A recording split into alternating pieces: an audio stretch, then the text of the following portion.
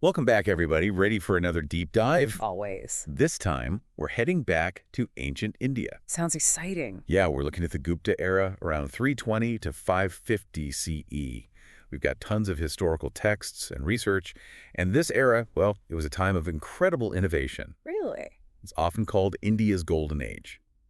And for good reason, too. I can't wait to dig into it. What have we got to work with here? We've got administration, science, and culture all on the docket.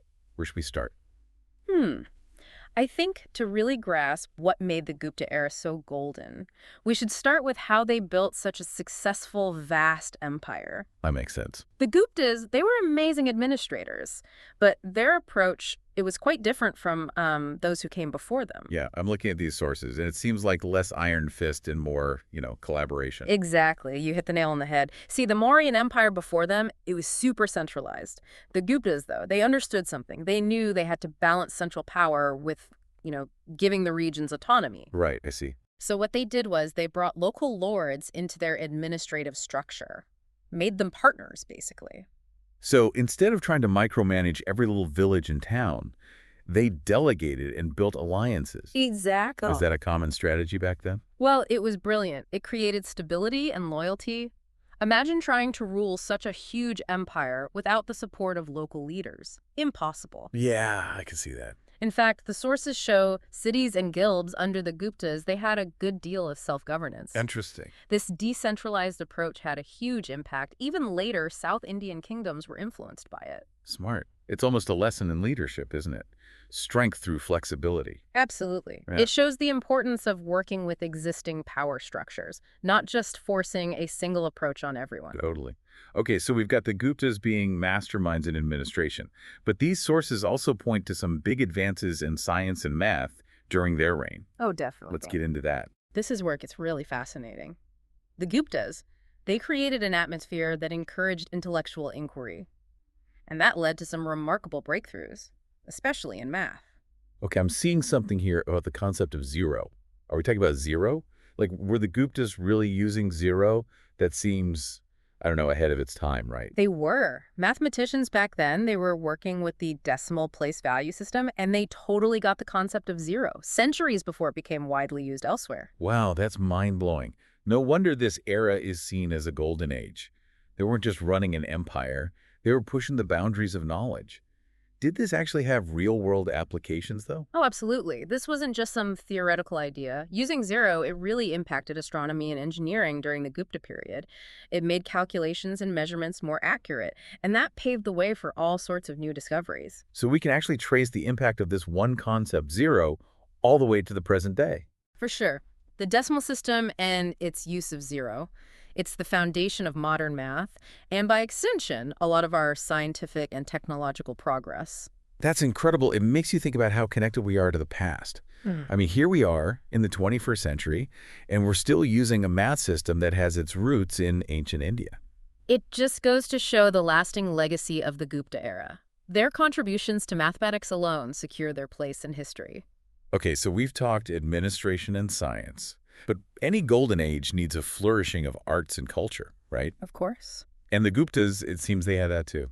The Gupta period was bursting with creative energy and artistic expression. You see it in their sculptures, their temples, and in the explosion of Sanskrit literature. Right. And speaking of literature, these sources mention some pretty famous works like the Kama Sutra. I'm guessing it was a little more than just a spicy read back then, though? You could say that. The Kama Sutra gives us this fascinating window into the social values, aesthetics, even the philosophical ideas of the Gupta era. It shows how sophisticated their understanding of human nature was. So not just a guide to sensuality, but a reflection of the entire culture. Exactly. And when you look at Gupta sculpture, you see this incredible mastery of form and detail. These weren't just static figures. They conveyed emotion, movement, a real understanding of the human body. And their influence spread. It had a big impact on artistic styles across Southeast Asia. Wow, they really did excel in so many areas, a true golden touch. Yeah. But I have to ask, was it all perfect? I mean, were there any downsides to their rule? Well, let's be realistic. No era is, perfect. Right, of course. The Gupta period, it had great achievements, but we can't pretend it was some utopia. Every society has its issues. What were some of the things they struggled with during the Gupta era? Well, one major issue was the caste system. It was, deeply ingrained in society. Social mobility was extremely limited, and certain groups, they faced discrimination and exclusion simply because of their caste. So even in this golden age, not everyone was treated equally. Sadly, no. While we can admire the advancements they made, we have to remember those advancements, well, they didn't necessarily benefit everybody equally. That rigid social hierarchy of the caste system, it really perpetuated inequality. It reminds you that history, it's rarely a simple story of progress.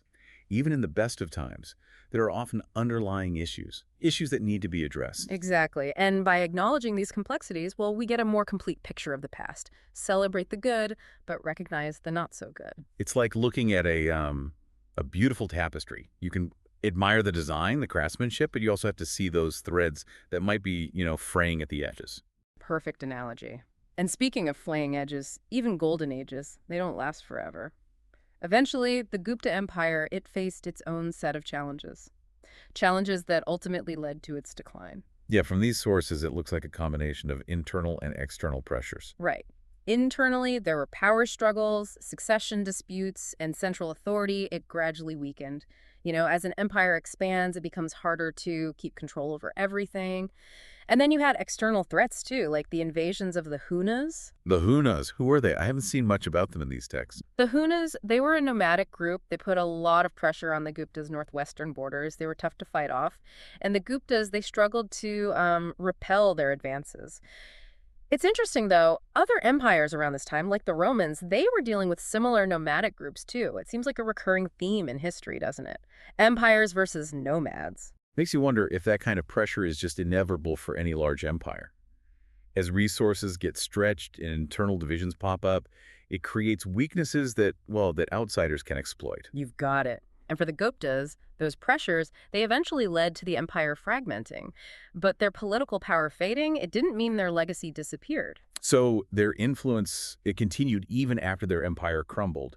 What parts of their golden age had a lasting impact? Their innovations, those advancements in administration and science and the arts, those left an indelible mark on India and the world. Think about it, the decimal system, how we understand and write numbers today, it all goes back to the Gupta era. That's wild, something so fundamental to our lives today, and it originated centuries ago in ancient India. And it's not just math. The Guptas, they created a model of governance focused on decentralization, on bringing local leaders into the fold, a model that, later Indian kingdoms looked to. And their art and literature that flourished, evolved, and spread to Southeast Asia and even further. So even as their empire broke down, the Guptas, their golden touch, it kept shaping the world. That's pretty profound. Absolutely. Their story is a great example of how ideas and innovations, they can break through political barriers and impact civilizations across time and space. It's inspiring, isn't it? The power of human creativity and ingenuity. It is. But as we go deeper into the Gupta era, we have to ask, did everyone benefit from their advancements? We've talked about the caste system, the inequality it caused. Were there other things about Gupta society that weren't so golden? You raise a good point. We need to see the whole picture, right? To recognize that even during great periods, well, there are always complexities, contradictions. Tell me more. What else should we be looking at? For one, the Guptas, they're known for supporting the arts and sciences. But remember, access to education, opportunities for advancement, those weren't equal for everyone. So they encouraged learning and innovation, but those benefits probably mostly stayed with the elites. I'd say so. The education system back then, it was impressive, but probably not for those in lower castes or those living in rural areas. And sure, there were advances in medicine and health, but again, not equally available to everyone. It seems that no matter how golden an age is, some societal structures can block opportunities for certain groups. Makes you think about whose voices and perspectives might be missing from the history books. Couldn't agree more. By looking at these complexities, we get a more nuanced view of the past. So we can appreciate the Gupta's achievements, but we have to acknowledge the limitations, the challenges that were there too. It makes you realize history isn't just about celebrating wins, but also understanding the complexities, sometimes even the injustices that existed alongside those wins. You said it. It's about the complete picture. Recognizing that even the most celebrated eras have their shadows. And by studying those shadows, we learn valuable lessons about, what it means to be human, the intricacies of how societies progress. Okay, so we've looked at the Gupta's rise, their innovations, the struggles they had. the complexities of their society. But were they doing all this alone? Or were there connections with other civilizations? That's where it gets really interesting. The Gupta Empire, it wasn't isolated. They had tons of trade and diplomatic ties with civilizations across Asia and even beyond. So they weren't just focused inward, they were engaging with the wider world. Big time. The Guptas were active in this huge network of interaction and exchange. The Silk Road, those ancient trade routes connecting East and West. India, under the Guptas, they were a key player. So goods, ideas, flowing in and out of India during this time, what sorts of things were they trading? From India, spices like cinnamon, pepper, those were super popular in places like Rome. Wow. Indian textiles, those intricate designs, vibrant colors, those were a hit in China. And remember those amazing Gupta sculptures we talked about? Some of them made it all the way to Southeast Asia, influencing their artistic styles. So India was sending out luxury goods, works of art. What were they bringing in? Horses were huge, especially from Central Asia and Persia. A strong cavalry was essential for military power back then. And they also brought in luxury goods like silk and glassware from China, gold and silver from Rome. Classic trade pattern. Export what you've got plenty of, import what's scarce or strategically important. Exactly. But it wasn't just economics. These interactions, they really affected culture and society too. For instance, Buddhism spreading from India to China, that completely transformed Chinese society, left a huge mark on their art, their literature, their philosophy. A globalized world even back then. Goods, ideas, even religions crisscrossing continents. It was. And it challenges those old ideas of ancient India being somehow cut off from everything else. The Guptas, with their trade and diplomatic connections, they were very much part of a larger world. This deep dive is seriously changing how I think about the Gupta era. I'm not just seeing them as rulers of a powerful empire anymore, but as active participants in a global system of exchange. And it really emphasizes how interconnected the world has been for centuries, how ideas and innovations have always traveled across borders, shaping and enriching different cultures. Okay, before we wrap things up, I have to ask, if we could jump in a time machine, head back to the Gupta era, what would you be most excited to see or experience firsthand? Oh, that's a tough one. There's so much to choose from. I think for me, it would be amazing to visit one of those bustling Gupta cities. Imagine seeing the merchants in the marketplaces, hearing scholars debating at universities, watching a performance of one of Kalidas's plays. Wow, that would be incredible, to actually step back in time and be part of that vibrant atmosphere. It would be like stepping into one of those intricate murals, seeing the Gupta world come alive. How about you? What would you pick? I think, for me, it'd be incredible to talk to one of those Gupta mathematicians. The ones who are working with the concept of zero. Oh, yeah. Yeah, I'd love to just pick their brain. What was it like to be on the edge of such a huge discovery? That would be amazing, to get inside their heads, see how they understood something so abstract, yet so important to how we see the world. Right. It just makes you realize that even with centuries between us, we're still linked to the people who came before. Through their ideas, their curiosity, their pursuit of knowledge. And speaking of connections, it's amazing how this deep dive has really highlighted how connected the ancient world actually was. Yeah, it really breaks down that idea of ancient civilizations being isolated. The Guptas, they were part of this global network, trade, diplomacy, cultural exchange, the whole works. They were influencing and being influenced by cultures across Asia and even further. Makes you realize globalization isn't some new thing. It's been part of human history for a long time. Okay, so as we wrap up our deep dive into the Gupta era, what's the one big takeaway you want our listeners to walk away with? I'd say the most important thing is this. History, it's not just a bunch of dates and names. It's about understanding how complex human societies are, the things that shape them, the power of ideas that last through time.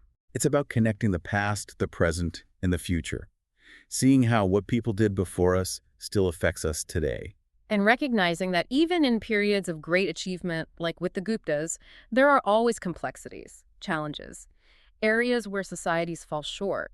By looking at those, we get a more honest, complete understanding of the past. Not just focusing on the golden age parts, but also recognizing the shadows, the inequalities, the lessons we can learn from those. Exactly. It's about appreciating how rich and complex history really is, and using that to help us understand the challenges and opportunities we face today. I love that. This deep dive has really given us a lot to think about. It's definitely changed how I see the Gupta era, their lasting impact. It's been a fascinating journey. I hope our listeners feel the same way. We've covered a lot.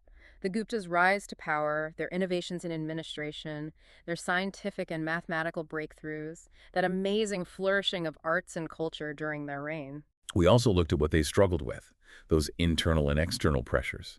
And we talked about the complexities of their society, like how social inequalities persisted. But most importantly, we saw how their innovations, their ideas, they went beyond their time and place. They shaped history, left a lasting mark on the world. It really highlights how the past isn't really past. It's still here, shaping our world in all these ways. And who knows, maybe someday, future historians will be looking back at us, exploring what we did, how we did it, and making their own connections to the past. That's a great point. What will they find significant about our time, I wonder? It's something to think about as we continue to learn, explore, and, well, create our own legacy. Absolutely. Well, on that note, it's time to wrap up this deep dive. Thanks for joining us on this journey through the Gupta era. And until next time, everyone, keep exploring, keep asking questions, and keep diving deep.